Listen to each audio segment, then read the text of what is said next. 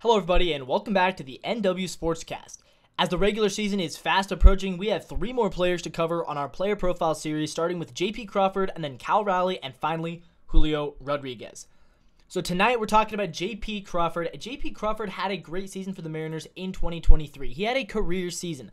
Last year, he put up 19 home runs, 35 doubles, 65 runs batted in, 94 walks. He led the American League. He hit .266 with a .380 on base, .438 slugging for an .818 OPS and a .131 OPS plus. He put up a career-high 5.1 wins above replacement, which is a third of his WAR throughout his entire career, and he was just an incredible player throughout the entirety of the season. And of course, that was coming off of his drive line fueled offseason in which he revamped his swing, learned how to hit with more power, and just was an all-around incredible baseball player in 2024. So what do I expect from JP Crawford in 2024? Well, I think JP is going to show a little bit of regression on the power numbers, but I think for the most part, the swing decisions that he was making last year that allowed him to lead the American League in walks, that should stick around. So, according to the projections, JP Crawford is projected for 501 at-bats. I don't see why they're projecting him for so few at-bats. He's gone over 600 3 straight years, and I don't think that's going to change unless he gets hurt. They're projecting him to score 74 runs. They're projecting, I think he'll score a lot more than that, especially if he's the leadoff hitter all season. They're projecting 29 doubles. I think it probably is around 30.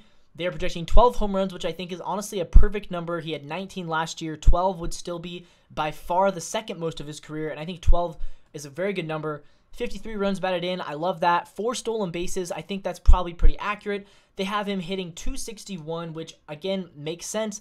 But this is where I disagree. They have his on base percentage, falling all the way down to .354, and this is a guy who last year had an on-base percentage of .380. I think his on-base percentage will stay really high because, he led the league in walks last year, and I've seen no reason to think he can't do that again, right? Especially when Julio Rodriguez is hitting right behind him. Man, there's a chance JP Crawford can get on base a lot because pitchers are going to be saving their stuff for Julio. So then, yeah, honestly, I think the projections for him are really good, except for I think he'll have more walks, which will lead to an higher on-base percentage. But other than that, I love these projections. I think he basically is the same player as that he was last year with a few less home runs. But besides that, I think JP Crawford keeps it up from what he did in 2023, translates it, and continues playing like a top 5 shortstop in the American League going into 2024. But guys, as always, let me know down in the comments, what do you guys think about JP Crawford? Am I too high, or am I too low, or am I just right? Am I in the sweet spot? Maybe I'm not. I don't know. You guys probably disagree with me. You usually do, but let me know down in the comments. I want to hear it. I want to hear all you guys' hot takes about JP Crawford. And as always, go Mariners.